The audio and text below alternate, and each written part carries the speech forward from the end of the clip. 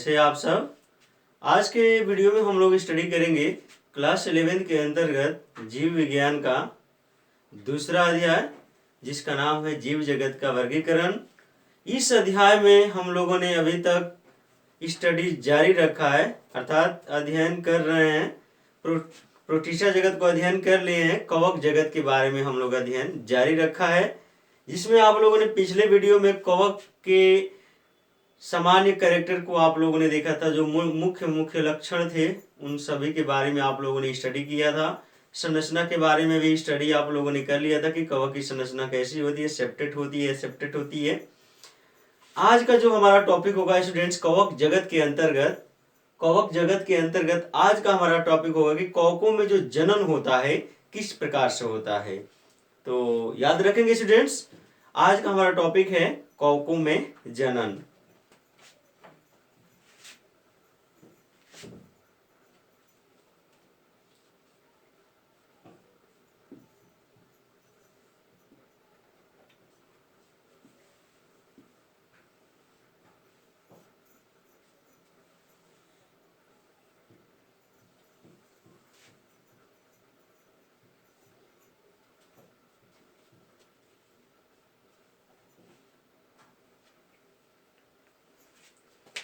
Reproduction in fungi.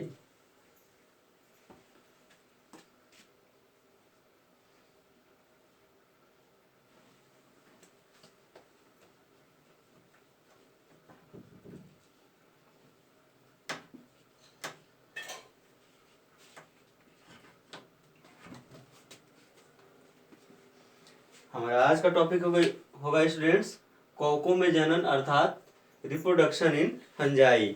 जो कवक होते हैं किस प्रकार से अपनी अगली संतति को जन्म देते हैं। तो याद रखेंगे, जो कवकों में जनन होता है स्टूडेंट्स, वो मुख्य रूप से 3 प्रकार से होता है। हम सभी के बारे में स्टडी करेंगे, लेकिन आप लोग जान लेंगे कवकों में जो जनन होता है मुख्य रूप से 3 प्रकार से होता है।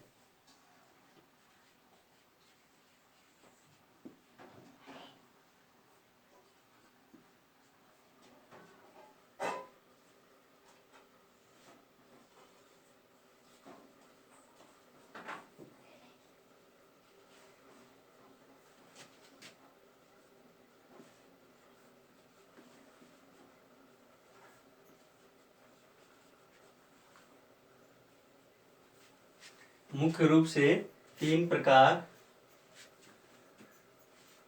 से होता है।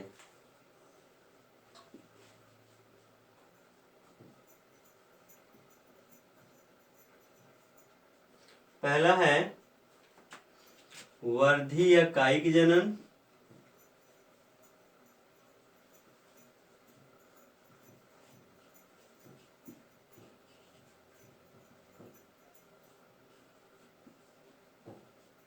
वर्धी या कायिक जनन।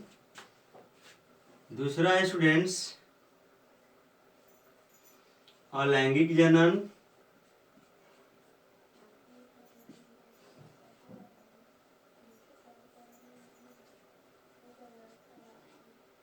अलैंगिक जनन।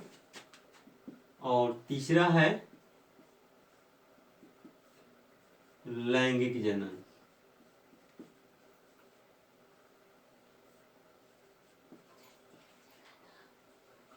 इस तरह आप लोगों ने देखा कि कवकों में जनन मुख्य रूप से 3 प्रकार से होता है: वर्धी या कायिक जनन, अलैंगिक जनन और लैंगिक जनन।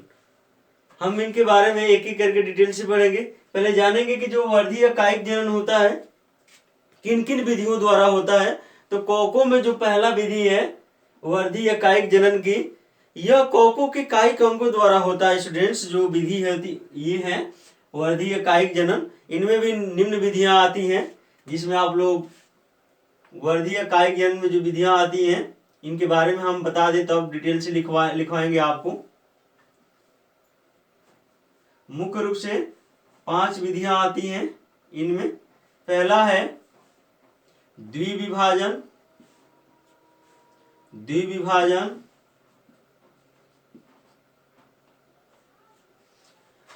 द्विविभाजन जिसको बाइनरी फिजन कहते हैं। इसमें क्या होता है स्टूडेंट्स कि कोशिका कवक नामक एक कोश की कवक होता है। जिसका नाम है ईस्ट।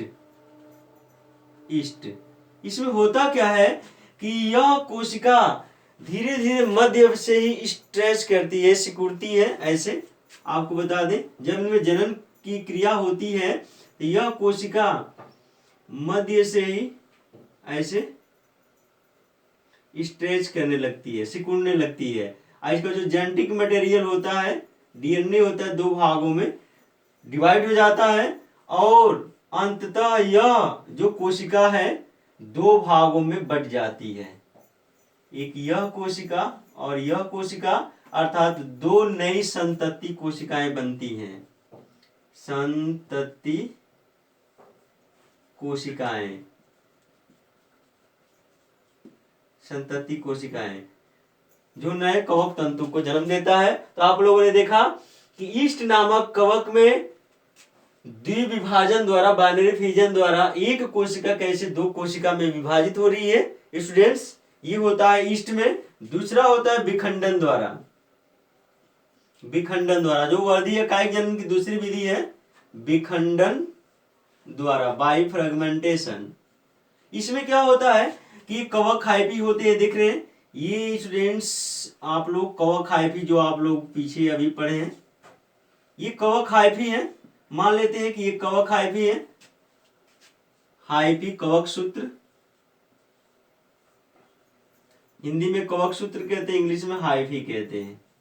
ये हाइफी हो गए स्टूडेंट्स। इसमें होता क्या है कि कवक तंतु खंडों में टूट जाते हैं। तो यहाँ से ये टूट गए तो यहाँ पर क्या होता है कि इस भाग से, नीचे वाले भाग से एक नया कवक तंतु बन गया। ये ऊपर वाला भाग भी आप लोग देख रहे हैं जो यहाँ से अलग हुआ है, ये भी नए कवक तंतु को क्या करेगा, बना देगा। तो इस तरह विखंडन द्वारा नए कवक तंतु, एक कवक सूत्र से दो नए कवक सूत्र बन जाते हैं। ये भी नए कवक तंतु को बनाने की क्षमता भी रखता है। तो ये पुत्री कोशिकाएं, जो पुत्री, जो विखंडन विधि द्वारा ये नए नए कवक तंतु बन रहे हैं, तो इसको कहते हैं विखंडन द्वारा बाई फ्रेगमेंटेशन। अगला स्टूडेंट्स, अगला इसमें आ रहा है जिसको कहते हैं मुकुलन द्वारा। तीसरा विधि है मुकुलन द्वारा, बाई बडिंग। इसमें होता क्या है कि एक ईस्ट नामक कवक ही होता है। ये आप लोग देख रहे हैं ईस्ट नामक कवक है, ईस्ट नामक कवक है। इसमें होता यूं है कि इसमें मुकुल बनता है। ऐसे आप देखेंगे, ऐसे छोटा सा एक मुकुल बनता है। ये इसका न्यूक्लियस हो गया, केंद्रक हो गया। यह मुकुल धीरे धीरे वृद्धि करता है। यह मुकुल ईस्ट नामक कवक में धीरे धीरे वृद्धि करके, और यहाँ पर देख लेंगे ऐसे ज्यादा वृद्धि कर जाता है, और इसका जेनेटिक मटेरियल जो डीएनए होता है ये भी दो भागों में बढ़ जाता है। अंततः यह मुकुल मातृ कोशिका से अलग हो जाता है। तो यह मुकुल यहाँ देख रहे हैं स्टूडेंट्स, यह अलग हो गया। इस तरह एक नए कवक से दो नए कवक का निर्माण हो गया। इस विधि को कहते हैं मुकुलन। ये हो गए मुकुल।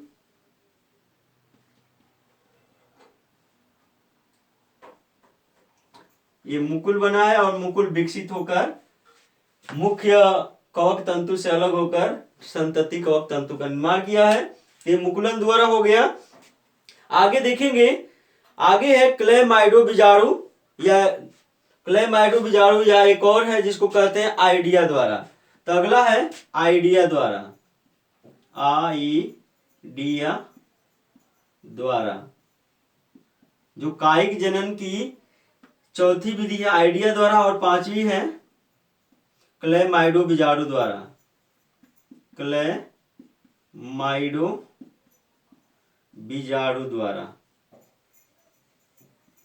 बीजाणु द्वारा। तो इसमें देखेंगे, पहले इसको देख लेते हैं। आइडिया दे रखा होता है कि अनुकूल परिस्थितियों में कह सकते हैं पतली भित्ति जैसी संरचना बनती है। प्रतिकूल परिस्थितियों में कह सकते हैं कि प्रतिकूल परिस्थितियों में ये कवक हाइफी पर देख रहे हैं स्टूडेंट्स, पतली भित्ति जैसी संरचना बनती है। यह पतली भित्ति जैसी जो संरचना देख रहे हैं यहाँ पर, ये पतली भित्ति जैसी संरचना इस पर ही बनती है। और यह पतली भित्ति जैसी संरचना क्या हो जाती है, छोटे छोटे खंडों में टूटकर आइडिया का निर्माण करती है। ऐसे ये हो गए ये हो गया आइडिया, ये हो गया आइडिया, इसको कहते हैं आइडिया, आइडिया, आइडिया। अब यह आइडिया जो होती है यहां से नए नए कवक तंतु का क्या करेंगी, निर्माण करेंगी। ये आइडिया जो होती है नए नए कवक तंतु का निर्माण करेंगी। तो ये आइडिया द्वारा हो गया स्टूडेंट्स। इसका हम एग्जाम्पल जब डिटेल से पढ़ाएंगे तो आपको बताएंगे। क्लेमाइडो बीजाणु में क्या होता है कि प्रतिकूल परिस्थितियों में, जब प्रतिकूल परिस्थितियां आती हैं तो कवक तंतु में क्या होता है, क्लेमाइडो बीजाणुओं का निर्माण होता है। कैसे, थोड़ा आप लोग देख लेंगे।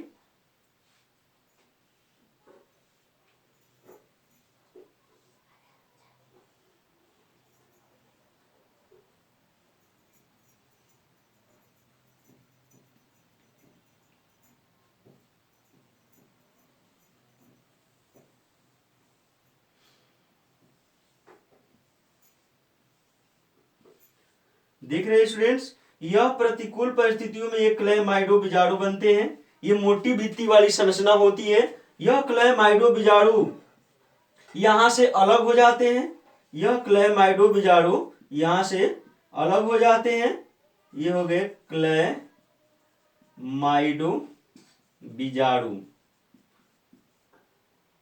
यह प्रतिकूल परिस्थितियों में बनते हैं और मुख्य पौधे से अलग हो जाते हैं और नए कवक तंतु का निर्माण करते हैं। इस तरह क्लेमाइडो बीजाणु द्वारा नए कवक तंतु बनते हैं। ये है विधि वर्धी या कायिक जनन की 5वीं विधि, जिसको क्लेमाइडो बीजाणु द्वारा जिसमें जनन होता है। तो आप लोगों ने कायिक या वर्धी जनन की 5 विधियां देखी, जिसमें आप लोग एक एक करके नोटेट करेंगे। तो पहला हेडिंग डालेंगे आप लोग द्विविभाजन, बाइनरी फिजन। कायिक या वर्धी जनन की पहली विधि हेडिंग डालेंगे स्टूडेंट्स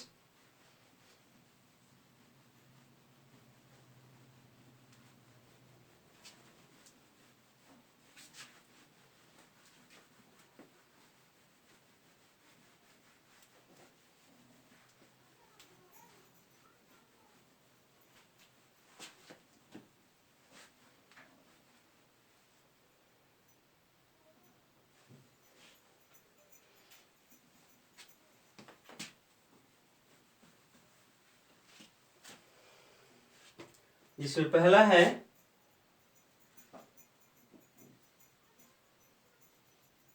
कायिक या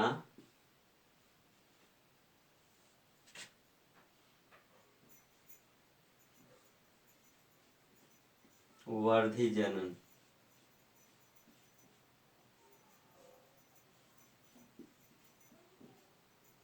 कायिक या वर्धी जनन, इसको इंग्लिश में कहते हैं वेजिटेटिव रिप्रोडक्शंस।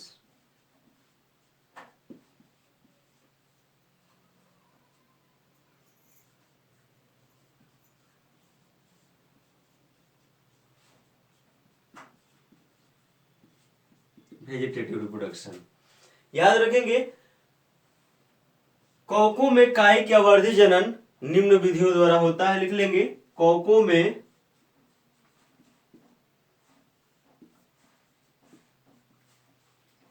वर्धी या कायिक जनन, वर्धी या कायिक जनन निम्न विधियों द्वारा होता है।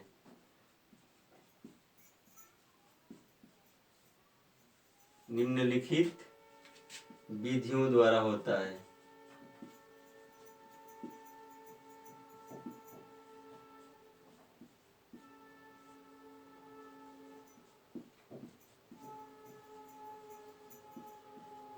होता है।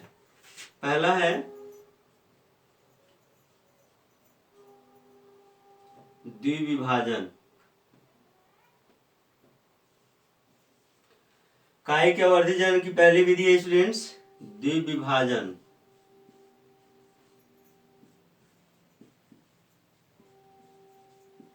जिसको कोशिका विभाजन भी कहते हैं, द्विविभाजन द्वारा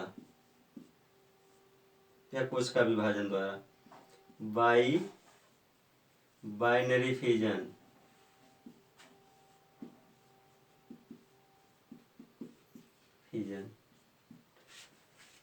इसमें आप लोग नोट करेंगे, इसके बारे में हमें आपने आपको ऑलरेडी बता दिया है, तो नोट करेंगे कि इस प्रकार का जनन प्राय एक कोशिकीय कवक जैसे यीस्ट में होता है।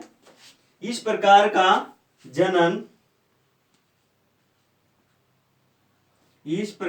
जनन प्राय एक कोशिकीय कवक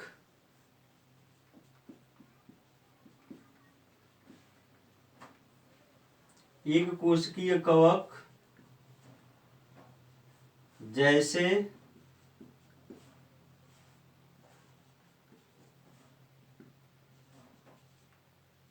यीस्ट में होता है।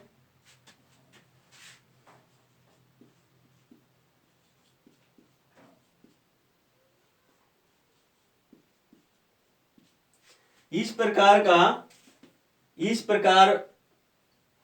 का जनन प्राय इस प्रकार का जनन है, चाहे यह जनन लिख सकते हैं, यह जनन प्राय एक कोशिकीय कवक जैसे यीस्ट में होता है। तो आप लोगों ने देखा इसमें पहली विधि द्विविभाजन द्वारा कि यह जनन प्राय एक कोशिकीय कवक जैसे यीस्ट में होता है।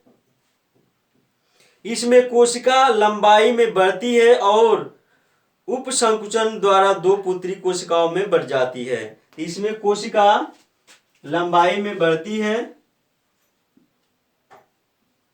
इसमें कोशिका लंबाई में बढ़ती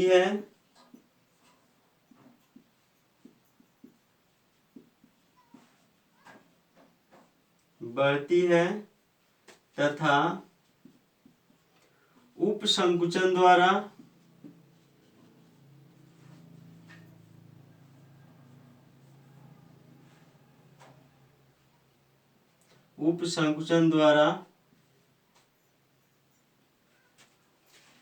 दो पुत्री कोशिकाओं में बट जाती है। दो पुत्री कोशिकाओं में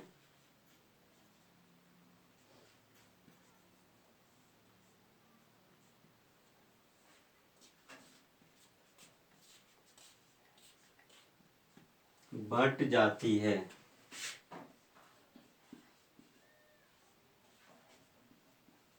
तो इस तरह आप लोगों ने देखा स्टूडेंट्स कि इसमें कोशिका लंबाई में बढ़ती है तथा बीच से उपसंकुचन होता है। बीच में उपसंकुचन जैसे हमने आपको बताया, और उपसंकुचन द्वारा दो पुत्री कोशिकाओं में बढ़ जाती है।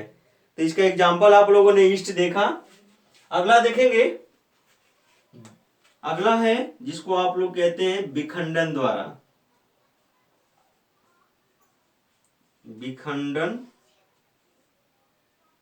द्वारा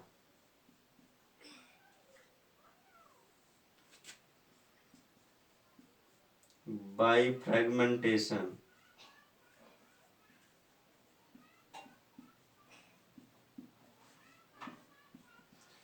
फ्रेगमेंटेशन। इसमें हमने बताया है आपको कि इसमें जो कवक तंतु होता है स्टूडेंट्स, यह कवक तंतु जो होता है आप देख रहे हैं, यह कवक तंतु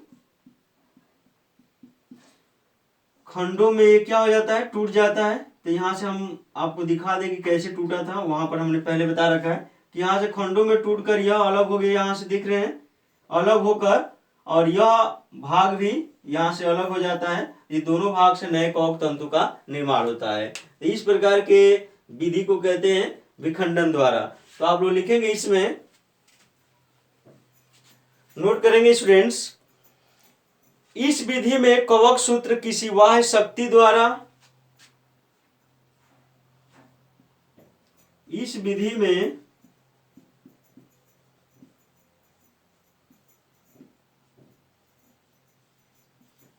कवक सूत्र हाइफी किसी बाह्य शक्ति द्वारा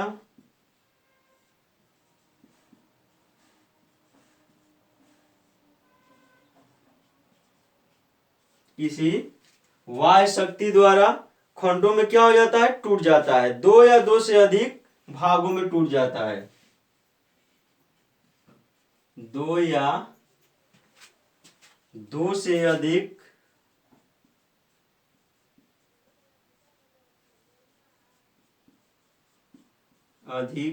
भागों में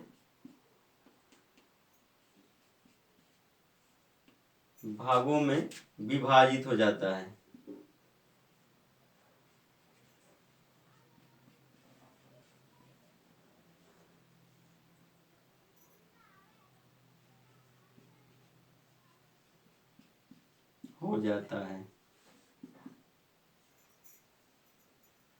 विभाजित हो जाता है और प्रत्येक भाग नए कवक को जन्म देता है। और प्रत्येक भाग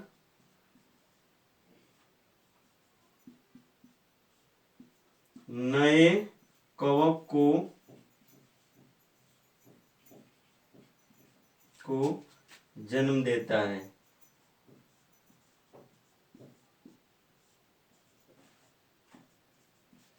प्रत्येक भाग नए कवक को क्या करता है स्टूडेंट्स, जन्म देता है। तो ये आप लोगों ने देखा दूसरी विधि जिसका नाम है विखंडन द्वारा कायिक जनन।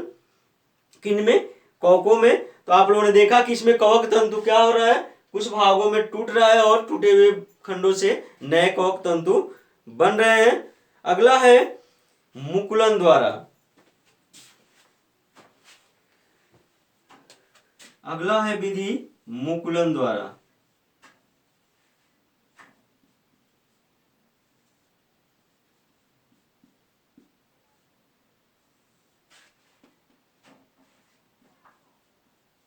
बाई बर्डिंग।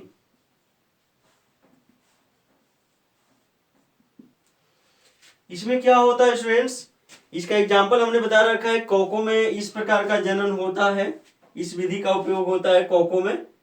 और किस कवक में, तो ईस्ट नामक कवक में होता है। उसमें क्या बनता है, मुकुल बनता है।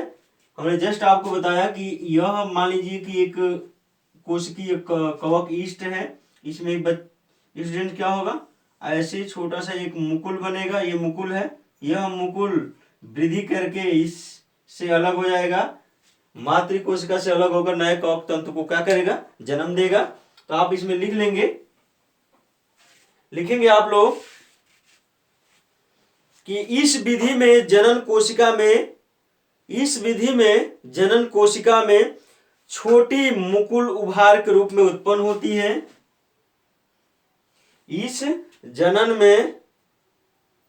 इस विधि में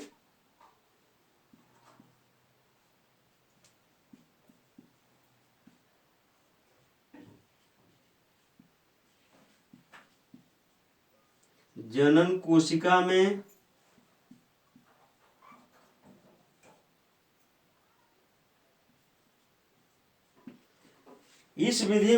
जनन कोशिका में छोटी मुकुल उभार के रूप में छोटी मुकुल उभार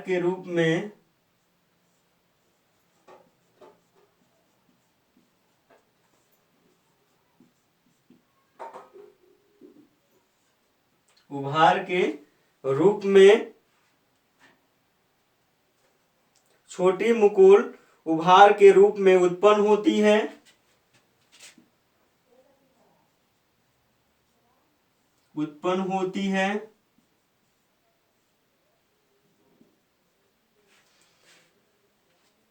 उत्पन्न होती है जो पृथक होकर नए ईस्ट को जन्म देती है। जो पृथक होकर अर्थात अलग होकर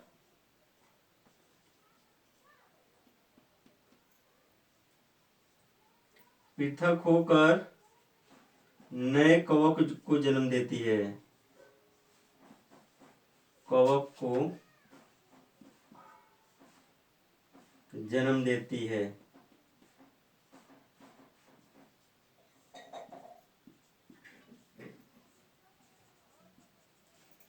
तो आप लोगों ने देखा है स्टूडेंट्स, इस प्रकार का जो जनन होता है स्पेशली किस में होता है, ईस्ट नामक कवक में होता है, जो एक कोशिकीय कवक होता है। अगला है आइडिया द्वारा, आइडियम द्वारा है।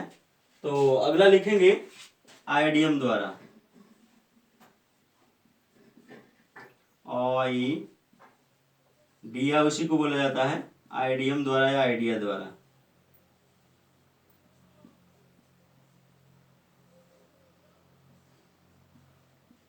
बाई आयोडिया, आयोडिया, आइडियम है तो आइडियम लिख देते हैं, आयोडियम, आयोडियम द्वारा। इसमें देखेंगे कि कैसे जनन होता है। तो हमने आपको बताया कि कभी कभी कवक सूत्र पतली भित्ति युक्त संरचना का निर्माण करते हैं, कभी कभी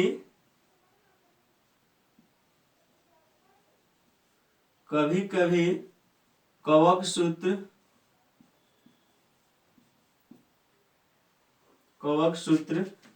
पतली भित्ति जैसी संरचना का निर्माण करते हैं, पतली भित्ति जैसी संरचना का निर्माण करते हैं।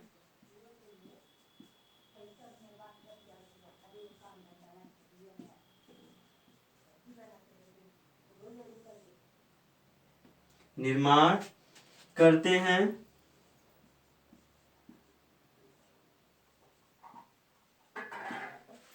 आप लोगों ने देखा स्टूडेंट्स, कभी कभी कवक सूत्र पतली भित्ति जैसी संरचना का निर्माण करते हैं, जिसे आइडिया कहते हैं, जिसे आइडिया कहते हैं।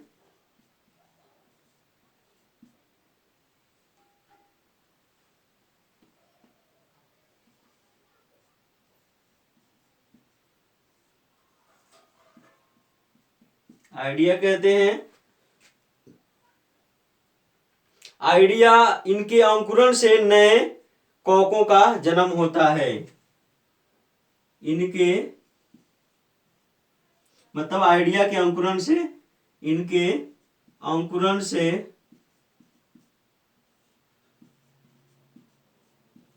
नए कवकों का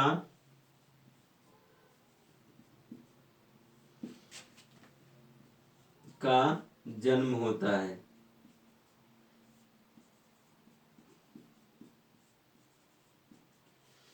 तो यहां पर आप लोगों ने देखा है स्टूडेंट्स, आइडिया द्वारा जो जनन होता है किस तरह होता है। तो कभी कभी कवक सूत्र पतली भित्ति जैसी संरचना का निर्माण करते हैं, जिसे आइडिया कहते हैं। आइडिया अंकुरण होकर नए कवक तंतु का निर्माण करता है।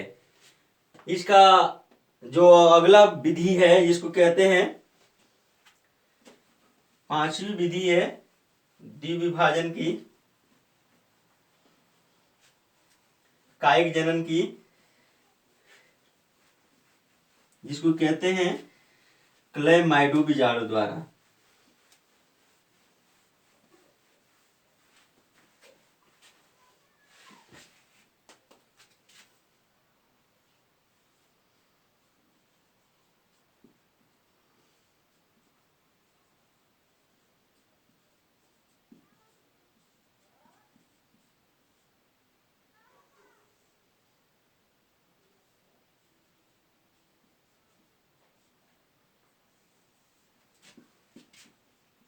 बाई क्लेमाइडो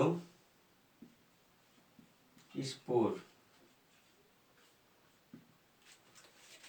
तो हमने आपको बताया कि ये मोटी भित्ति जैसी संरचना होती है जो प्रतिकूल वातावरणीय परिस्थितियों में कवक तंतु में बनती है। तो इसमें आप लोग लिख लेंगे जैसे हमने आपको बताया, थोड़ा आप लोग स्ट्रक्चर के माध्यम से फिर से समझ लेंगे।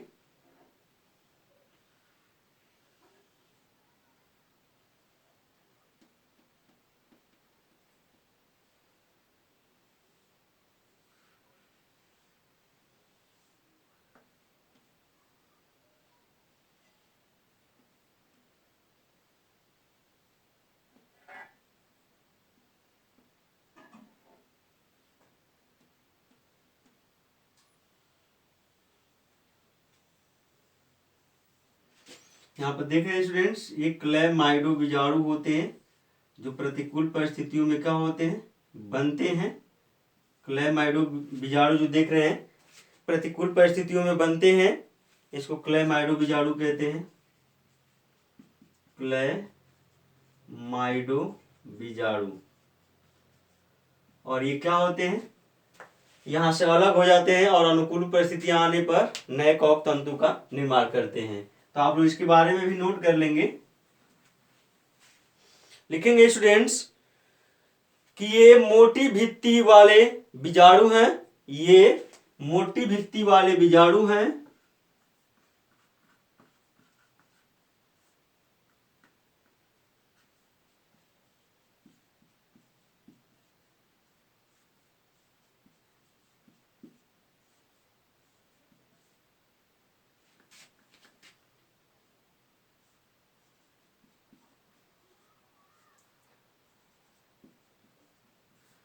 ये मोटी भित्ति वाले बीजाणु हैं जो प्रतिकूल वातावरणीय परिस्थितियों में बनते हैं, जो प्रतिकूल वातावरणीय परिस्थितियों में कवक सूत्र में से बनते हैं,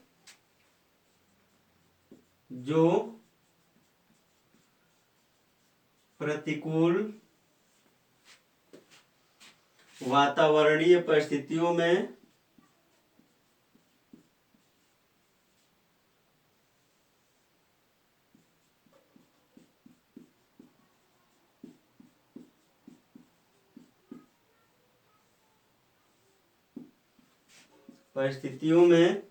कवक सूत्र से बनते हैं,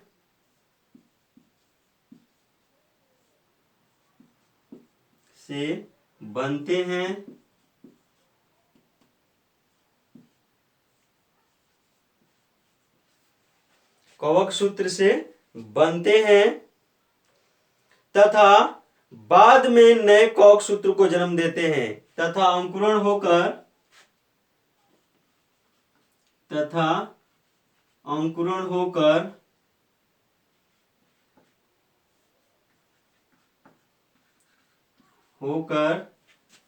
नए कवक तंतु को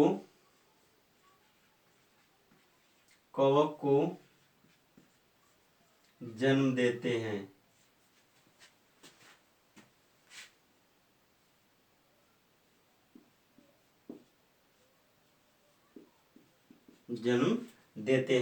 तो आप लोगों ने देखा स्टूडेंट्स, क्लेमाइडो बीजाणु जो मोटी भित्ति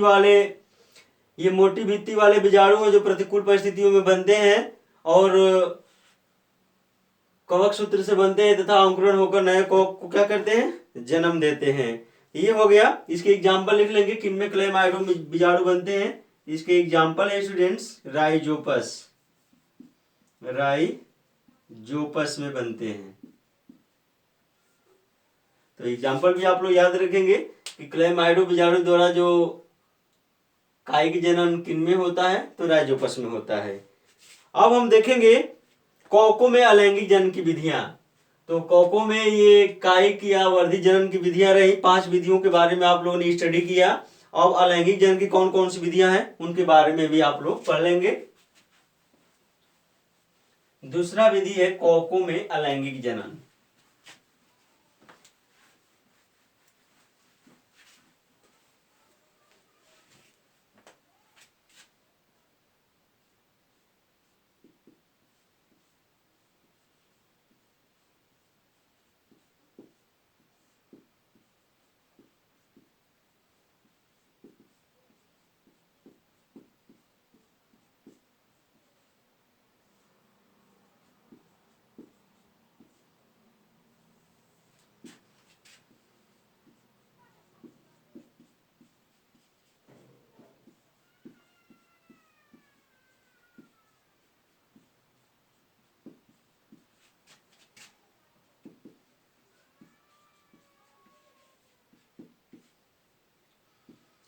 सेक्सुअल रिप्रोडक्शन इन फंजाई।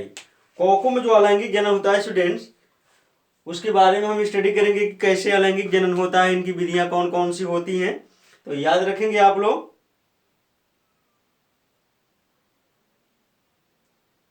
हम पढ़ेंगे कवकों में अलैंगिक जनन के बारे में। तो कवकों में जो अलैंगिक जनन होता है ये बीजाणुओं द्वारा होता है। उसमें जो बीजाणु होते हैं, कुछ चल बीजाणु होते हैं, कुछ अचल बीजाणु होते हैं। तो याद रखेंगे, जो कौकों में अलैंगिक जनन होता है यह चल तथा अचल बीजाणुओं द्वारा होता है या एक कांडा द्वारा होता है। तो इसमें भी 3 विधियां होती हैं, तो लिख लेंगे इसमें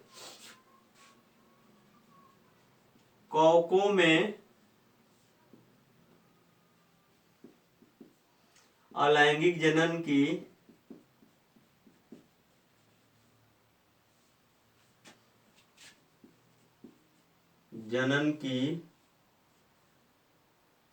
तीन विधियां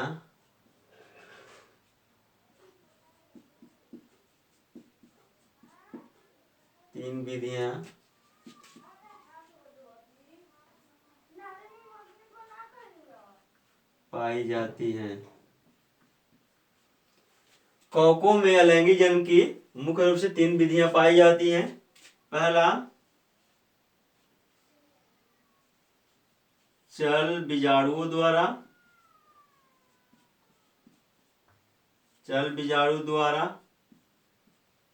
पहला है स्टूडेंट्स चल बीजाणु द्वारा, दूसरा है अचल बीजाणु द्वारा,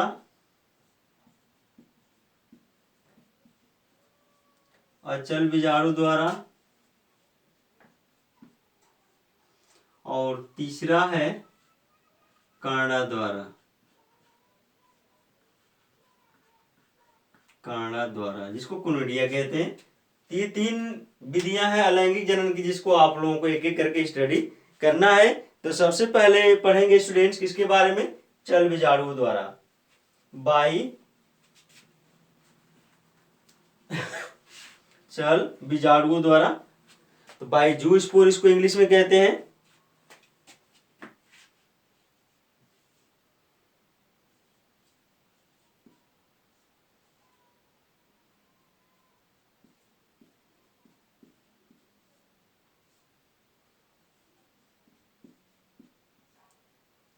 चल बीजाणु द्वारा, जिसको कहते हैं बाई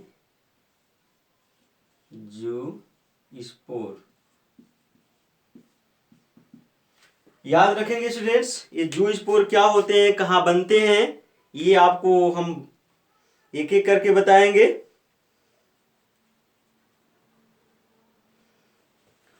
तो जो ये स्पोर बनते हैं कवक तंतु में, ये क्या होते हैं, जू स्पोर का मतलब क्या, इनमें ये जो चल बीजाणु होते हैं, ये बीजाणु जो बनते हैं स्टूडेंट्स, ये फ्लैजिलेटेड होते हैं। ये बीजाणु जो बनते हैं चल बीजाणु धानी में बनते हैं। जो कवक तंतु की जो हाइफी होते हैं उनमें चल बीजाणु धानियां होती हैं, जिनमें चल बीजाणु बनते हैं, जिनमें फ्लैजिला पाया जाता है और ये चल सकने में सक्षम होते हैं। अर्थात ये बीजाणु फ्लैजिला के द्वारा गति कर सकते हैं और नए कवक तंतु का क्या करते हैं, निर्माण करते हैं। तो चल बीजाणु में आप लोग नोट करेंगे, नोट करते जाएंगे आप लोग साथ साथ, कि चल बीजाणुओं का निर्माण अनुकूल परिस्थितियों में, चल बीजाणुओं का निर्माण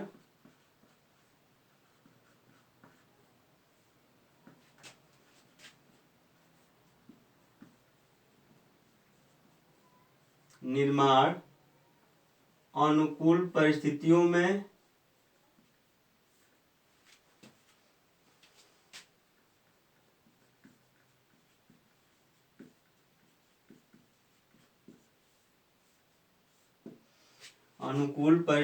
में चल बीजाणु धानी के अंतर्गत होता है। चल बीजाणु का निर्माण अनुकूल परिस्थितियों में चल बीजाणु धानी के अंतर्गत होता है। चल बीजाणु धानी,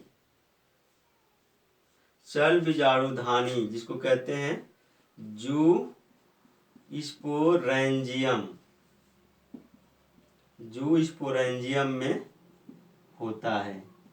तो आप लोगों ने यहां देखा चल बीजाणुओं का निर्माण कहां होता है, चल बीजाणु धानी जू स्पोरेंजियम में होता है।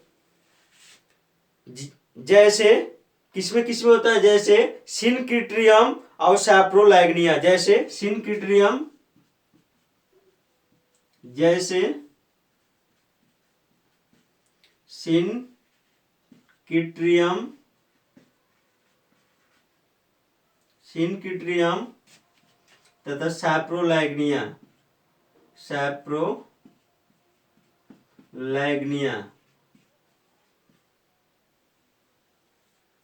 सिनक्रीटियम तथा सैप्रोलैग्निया में कवक तंतु में चल बीजाणु अंकुरित होकर नए कवक तंतु को जन्म देते हैं, जैसे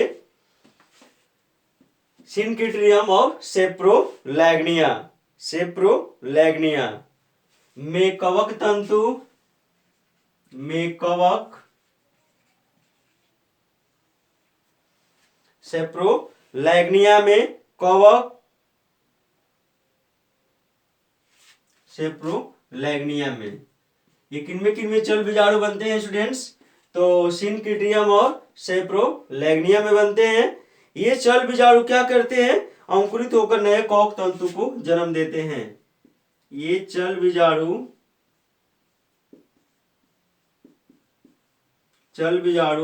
अंकुरित होकर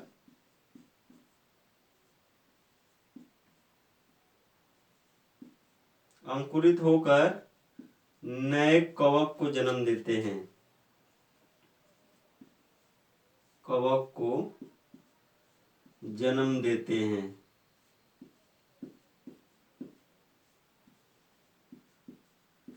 तो आप लोगों ने देखा है स्टूडेंट्स, ये जो सिनक्रीटियम और सैप्रोलैग्निया जैसे कवक हैं जिनमें चल बीजाणुधानी बनती है, चल बीजाणुधानी में चल बीजाणु बनते हैं और चल बीजाणुधानी से चल बीजाणु अलग होकर नए कवक को क्या करते हैं, जन्म देते हैं। तो ये रहा स्टूडेंट्स किसके द्वारा, ये रहा चल बीजाणुओं द्वारा। अब देखते हैं अचल बीजाणुओं द्वारा।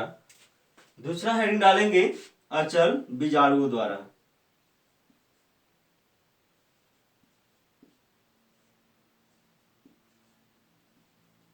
अचल बीजाणु द्वारा बाई अ प्लानोस्पोर।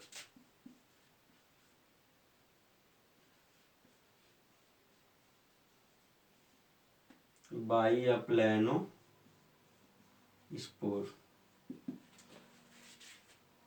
याद रखेंगे। ये अचल बीजाणु क्या होते हैं, तो अचल का मतलब क्या, ये चल सकने में सक्षम नहीं होंगे, इनमें फ्लैजिला नहीं पाया जाएगा। तो ये तो क्लियर है कि ये जो बीजाणु होंगे ये बीजाणुधानी में तो बनेंगे, अचल बीजाणुधानी में बनेंगे, लेकिन ये अचल होंगे, चल सकने में सक्षम नहीं होंगे और ये भी अंकुरित होकर नए कवक तंतु को क्या करेंगे, जन्म देंगे। तो लिखेंगे इसमें राइजोपस तथा म्यूकर में बीजाणुधानी में अचल बीजाणु बनते हैं।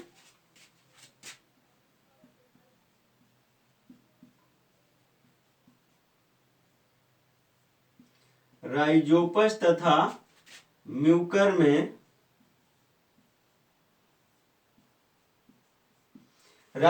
तथा म्यूकर में बीजाणुधानी में बीजाणु बनते हैं।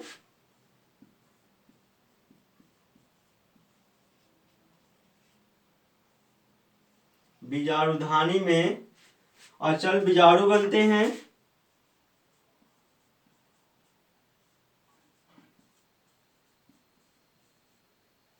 अचल बीजाणु बनते हैं। बीजाणुधानी में अचल बीजाणु बनते हैं। इन बीजाणुओं में फ्लैजिला नहीं होता है। आगे लिखेंगे इन बीजाणुओं में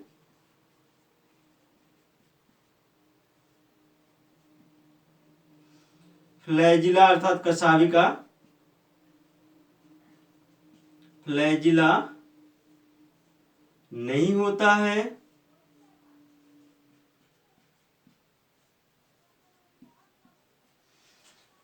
इन बीजाणुओं में फ्लैजिला नहीं होता है।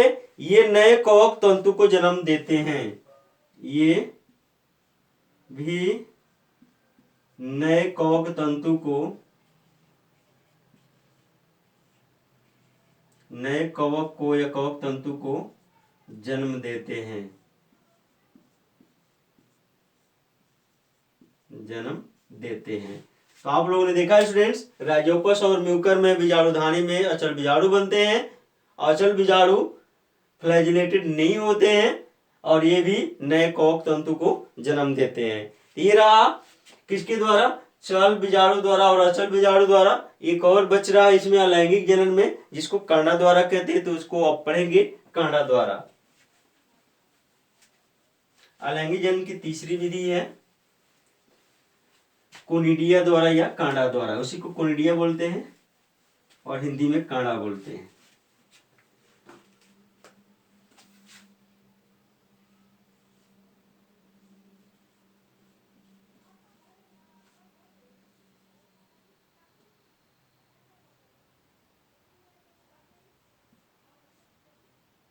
कांडा द्वारा बाई कोनिडिया। कोनिडिया कोनिडिया द्वारा। तो याद रखेंगे स्टूडेंट्स, ये अचल बीजाणु के समान ही होते हैं। ये कांडा जो होते हैं अचल बीजाणु के ही समान होते हैं और प्रतिकूल परिस्थितियों में बनते हैं। तो आप लोग चित्र के माध्यम से पहले देख लेंगे, तब आप लिखेंगे कि कैसे इसकी संरचना होती है। इस प्रकार का जो कर्णा द्वारा अलैंगिक जनन किनमें होता है, तो इसका एग्जाम्पल है पेनिसिलियम नामक कवक, जिनमें ये होता है। तो हम लोग स्ट्रक्चर पहले बना लेंगे। स्ट्रक्चर आप लोग बनाना ना भूलेंगे, बहुत इंपॉर्टेंट है।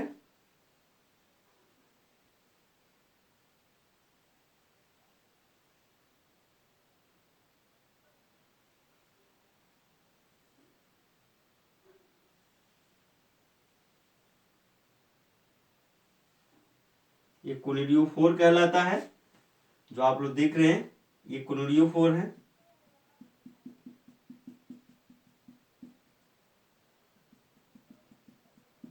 ये कोनिडियोफोर कहलाता है और इसके कोनिडियोफोर के शीर्ष भागों में कोनिडिया बनते हैं। तो कोनिडियोफोर के शीर्ष भागों में क्या बनते हैं स्टूडेंट्स, कोनिडिया बनते हैं।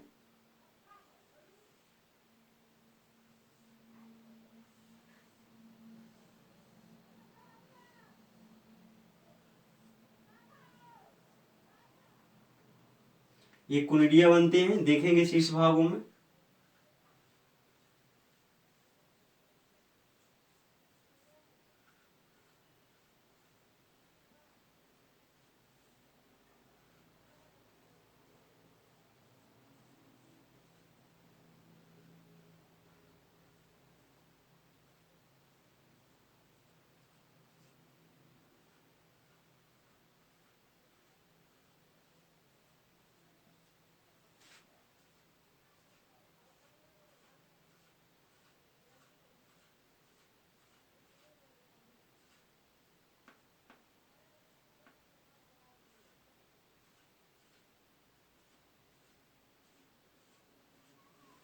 इसको कहते हैं कोनिडिया या कर्णा।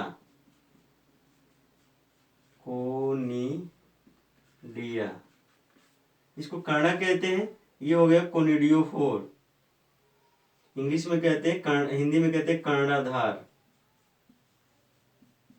कर्णाधार इंग्लिश में कोनिडियोफोर। तो कर्णाधार पर ये कर्णा बनते हैं, कोनिडियोफोर पर बनते हैं। एग्जाम्पल है स्टूडेंट्स किसका, ये अग्रभाग है। अग्रभाग ये एग्जाम्पल है किसका, पेनिसिलियम का।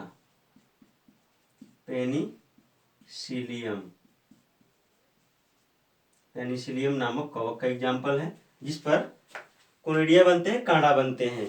तो आप लोग इसमें नोट कर लेंगे स्टूडेंट्स कि ये अचल बीजाणु है तथा कवक सूत्र के अग्रभाग, ये अचल बीजाणु हैं, ये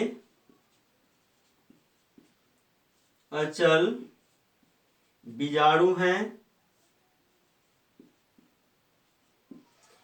ये अचल बीजाणु हैं तथा कवक सूत्र के अग्रभाग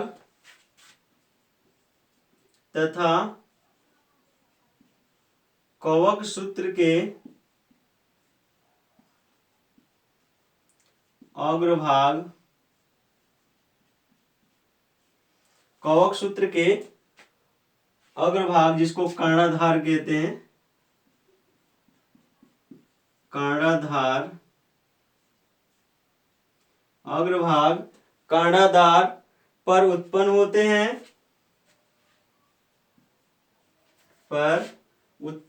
हैं, या बनते हैं।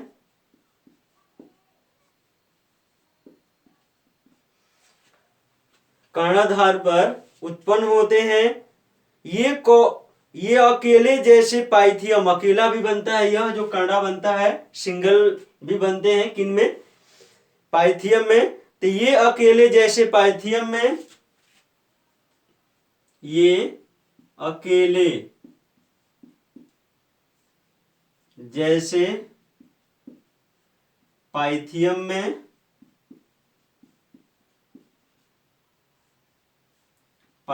में और ग्रुप में या समूह में किसमें होते हैं? पेनिसिलियम में, या श्रृंखला में जैसे पेनिसिलियम में, या श्रृंखला या तथा लिख सकते हैं,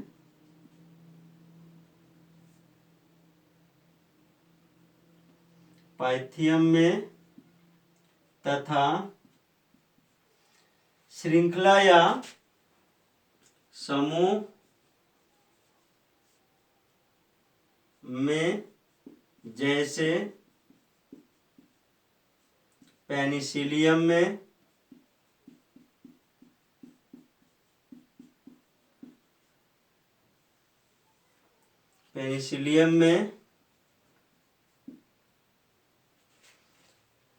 जैसे पेनिसिलियम में पाए जाते हैं, पेनिसिलियम आदि में पाए जाते हैं।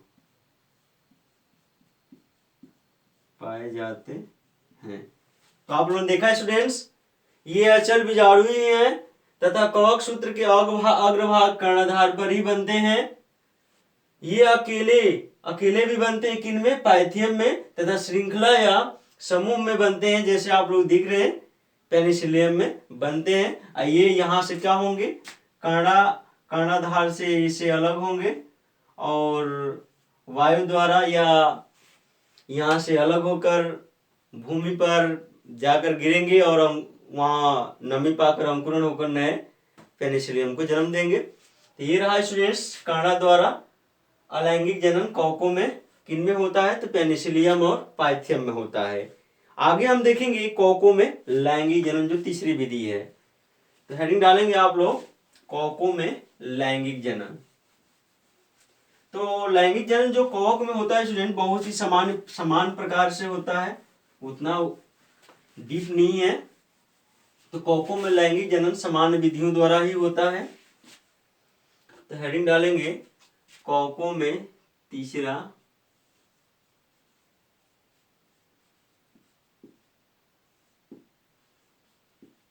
कवकों में लैंगिक जनन।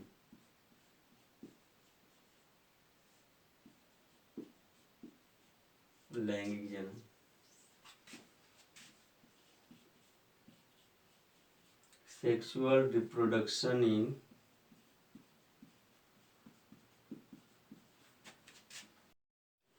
तो कवकों में लैंगिक जनन की जो विधि होती है, इनमें 3 घटनाएं होती हैं। जो कवकों में लैंगिक जनन होता है, इनमें 3 घटनाएं होती है, उसको आप लोग नोट कर लेंगे। पहला होता है कवकों में जो लैंगिक जनन में पहली घटना होती है स्टूडेंट्स, जिसको कहते हैं कोशिका द्रव्य संलयन। कोशिका द्रव्य संलयन।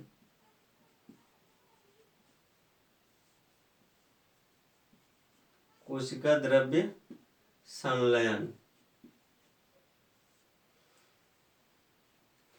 पहली जो कवकों में लैंगिक जनन की पहली जो घटना होती है, कोशिका द्रव्य संलयन की घटना होती है। इसमें दो अलग अलग हाइफी का कोशिका द्रव्य आपस में क्या होता है, जुड़ जाता है, उसी को कोशिका द्रव्य संलयन कहते हैं। दूसरा है केंद्रक संलयन। दूसरी जो घटना है स्टूडेंट्स, केंद्रक संलयन। सामान्य प्रकार से लैंगिक जनन होता है, कोई इतना डीप नहीं है। केंद्रक संलयन, संलयन। और तीसरा है स्टूडेंट्स अर्धसूत्रण। अर्धसूत्रण मियोसिस जिसको कहते हैं, मियोसिस, अर्धसूत्रण। इसमें क्या होता है कि दो अलग अलग कवक तंतु एक दूसरे के संपर्क में आते हैं। हम चित्र के माध्यम से आपको बता दें।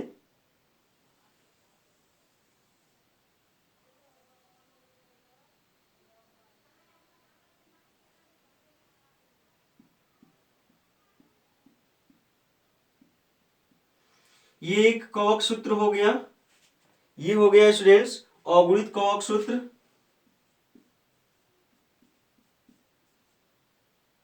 अगुणित कवक सूत्र जिसको हम यन से डिनोट कर सकते हैं। एक और कवक सूत्र बना देते हैं इसको समझने के लिए।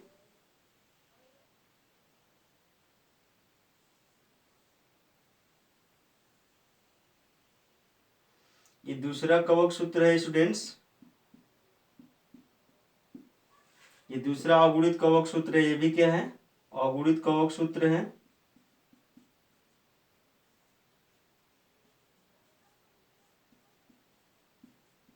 कवक सूत्र अभी एन के कंडीशन में है। इसमें क्या होता है कि दोनों अलग अलग कवक सूत्र जो होते हैं एक दूसरे के संपर्क में आते हैं। तो यहाँ पर नेक्स्ट स्टेप में आप देखेंगे कि कैसे एक दूसरे के संपर्क में आते हैं।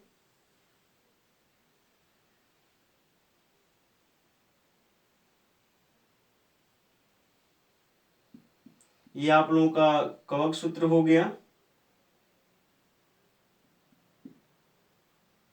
इसके न्यूक्लियस हो गए। ये दूसरा कवक सूत्र आपको बनाकर दिखा दें।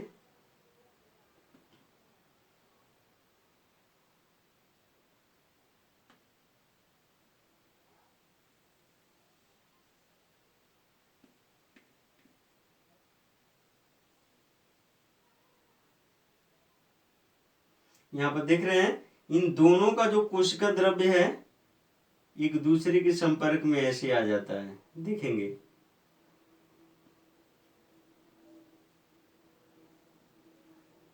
यहाँ पर केंद्रक संलयन नहीं हुआ है, यहाँ पर कोशिका द्रव्य एक दूसरे का यहाँ मिल गया है, लेकिन केंद्रक वही का वही है। इसी को कहते हैं केंद्रक कोशिका द्रव्य संलयन, सॉरी कोशिका द्रव्य संलयन। यहां पर आप लोगों ने देखा है स्टूडेंट्स, दो अलग अलग कवक सूत्र आपस में संपर्क में आते, एक दूसरे के संपर्क में आते हैं और दोनों का कोशिका द्रव्य एक दूसरे से मिल जाता है। आप यहां देख रहे हैं। इसके बाद क्या होता है कि अगले स्टेप में कि दोनों का जो एक केंद्रक होता है, न्यूक्लियस होता है, आपस में फ्यूज होता है। वो भी आप लोग देखेंगे, चित्र के माध्यम से इसको समझ लेंगे। बाकी इसमें उतना इम्पोर्टेंस नहीं है जितना कि आपको जितना बताना है हम आपको बता दें।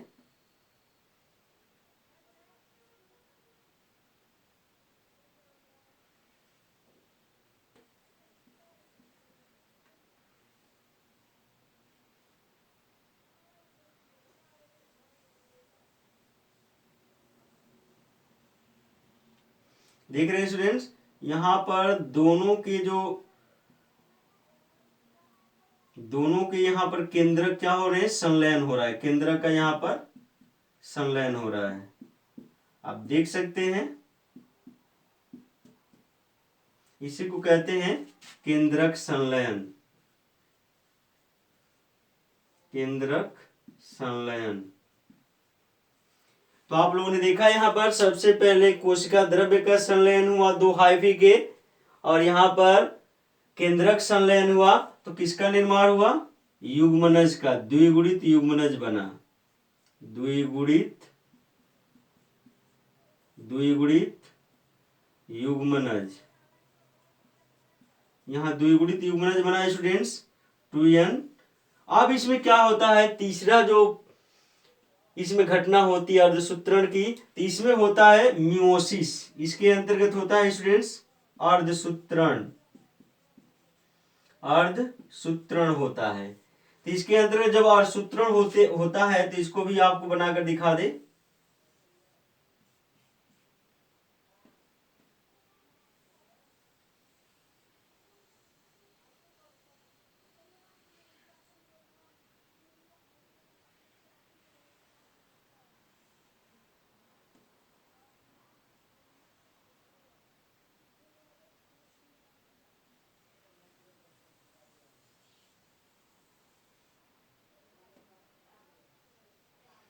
यहाँ पर आप लोग देख रहे हैं, यहाँ पर अर्धसूत्री विभाजन हुआ, इसके अंतर्गत ढेर सारे क्या बन गए, बीजाणु बन गए।